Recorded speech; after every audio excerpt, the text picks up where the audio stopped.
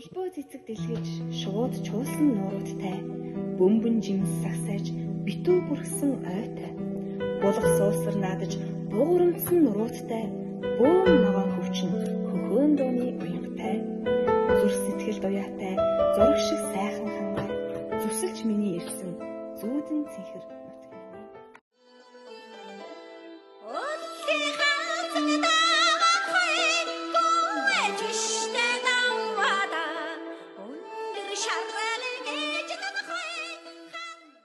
Бэлдэн биш цэнхэр цэцгүүд туйлсан ганхан бүжгэд тагтанд нь танан цагаан цас уйранхан байдаг хавартай.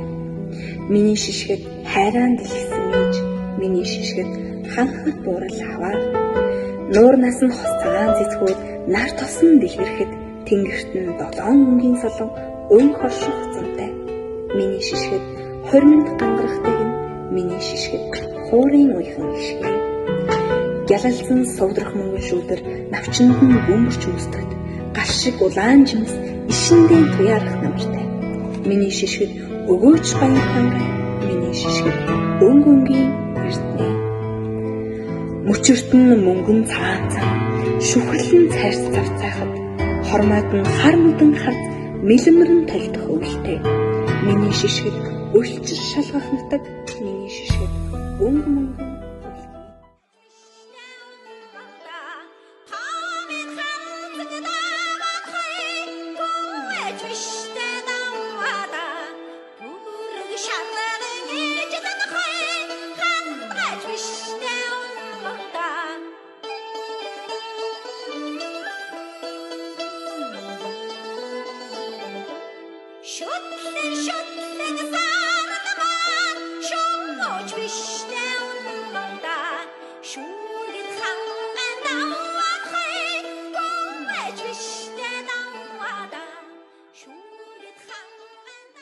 Эренчин лам сумын малаж авах.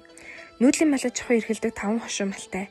Ой тагаар нутгалдаг бөгөөд үхэр нь гол төлөв хайныг сарлаг цонхилдог.